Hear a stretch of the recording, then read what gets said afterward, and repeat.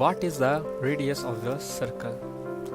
इस सर्कल की रेडियस क्या होगी जब दो कॉर्ड ए बी और सी डी एक दूसरे को राइट एंगल पर कट करते हैं, जहां ए बी दो पार्ट में डिवाइड होता है।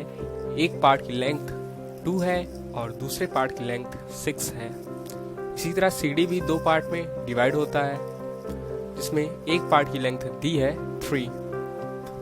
और इस डाटा पर हमें बताना है कि इस सर्कल का रेडियस क्या होगा। तो दोस्तों, मैं आपका स्वागत करता हूं इस चैनल पर, और मेरी इस वीडियो को लाइक कीजिएगा, और अगर आपने मेरे चैनल को सब्सक्राइब नहीं किया तो सब्सक्राइब भी जरूर कीजिएगा। तो बात करते हैं कैसे निकालेंगे इस सर्कल की रेडियस को। तो इसके लिए हम यूज़ करेंगे क्लासिकल ज्योमेट्री मेथड का। तो क्या है क्लासिकल ज्योमेट्री मेथड? जब कोई सर्कल एक दूसरे को राइट एंगल में कट करती हैं, जहां कॉर्ड ए बी के जो पार्ट्स हैं उनकी लेंथ ए और बी है, और इसी तरह कॉर्ड सी डी की जो दो पार्ट्स में डिवाइड हुए हैं उन पार्ट्स की लेंथ सी और डी है। तो इस सर्कल की रेडियस निकालने का एक डायरेक्ट फॉर्मूला है 4r² बराबर a² plus b² plus c² plus d²। पर हमारे पास जो डाटा अवेलेबल है उसमें a की वैल्यू 2, b की वैल्यू 6 और d की वैल्यू 3 है, और हमें c की वैल्यू नहीं पता है। तो हमारा सबसे पहला काम होगा इस c की वैल्यू को फाइंड आउट करना। तो इसके लिए हम यूज करेंगे इंटरसेक्टिंग कॉर्ड थ्योरम। तो क्या कहती है intersecting chord theorem? Intersecting chord theorem कहती है जब दो कॉर्ड्स एक दूसरे को कट करती हैं किसी भी एंगल पर, तो जो दो पार्ट्स आते हैं एक कॉर्ड के, उनका मल्टीप्लिकेशन दूसरे कॉर्ड के दोनों पार्ट के मल्टीप्लिकेशन के बराबर होता है। यानी कि यहाँ जो दो पार्ट्स ए बी के हैं, स्मॉल ए स्मॉल बी, इनका मल्टीप्लिकेशन ए बी, और कॉर्ड सी डी के दो पार्ट्स स्मॉल सी और स्मॉल डी, इनका मल्टीप्लिकेशन आपस में बराबर होगा, यानी कि ए बी बराबर सी डी। अब यहाँ ए डी और बी की वैल्यू पुट करते हैं, तो इस तरह हमारे पास c की वैल्यू आ जाती है 4। अब हमारे पास चारों वैल्यू प्राप्त है, और इन चारों वैल्यूज को यहाँ पुट करते हैं। इस तरह हमारे पास r की वैल्यू आ जाती है √65/2, जो कि अप्रॉक्सीमेटली इक्वल है 4.031 की।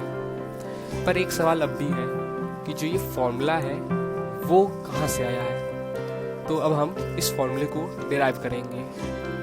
तो हमें पता है जब ये सर्कल है जहाँ पर दो कॉर्ड्स ए बी और सी डी एक दूसरे को राइट एंगल पे कट करती हैं, जहाँ ए बी दो पार्ट स्मॉल ए स्मॉल बी में डिवाइड होता है, और कॉर्ड सी डी दो पार्ट स्मॉल सी और स्मॉल डी में डिवाइड होता है।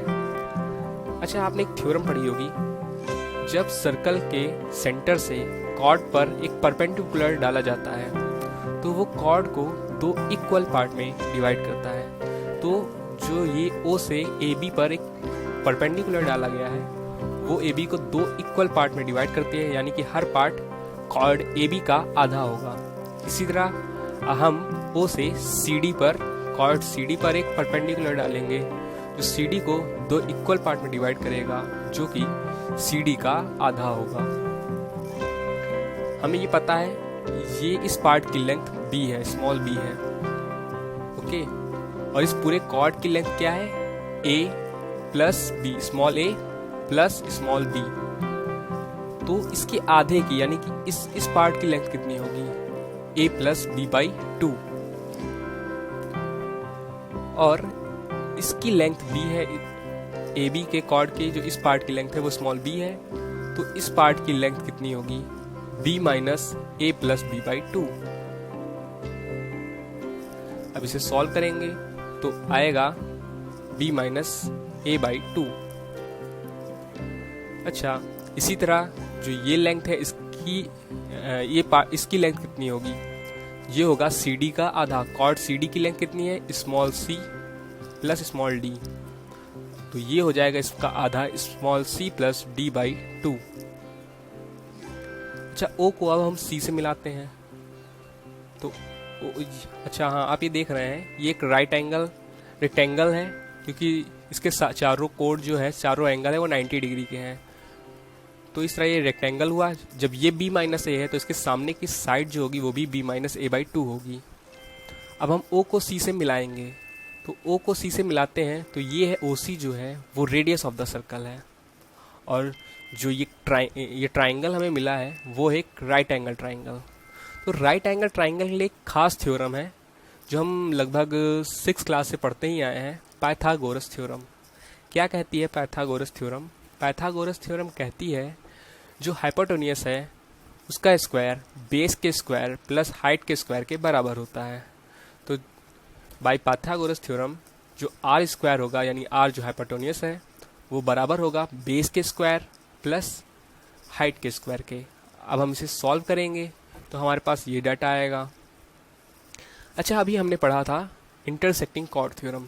तो इंटरसेक्टिंग कॉर्ड थ्योरम के अकॉर्डिंग ए बी जो है वो सी डी के बराबर था।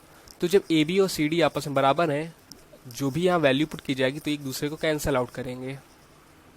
तो इस तरह हमारे पास जो डाटा लास्ट में बचता है वो बचता है आर स्क्वायर बराबर A square plus B square plus C square plus D square by 4। अब इस 4 को हम यहाँ ले जाएंगे तो हमारे पास सुटेबल फॉर्मूला डिराइव हो जाएगा। तो दोस्तों, आपको ये वीडियो कैसी लगी? मेरी इस वीडियो को ज़रूर से ज़रूर लाइक कीजिएगा और चैनल को सब्सक्राइब कीजिएगा, और इस खास क्वेश्चन के लिए इसे शेयर कीजिएगा क्योंकि ये क्वेश्चन सच में बहुत इंटरेस्टिंग है।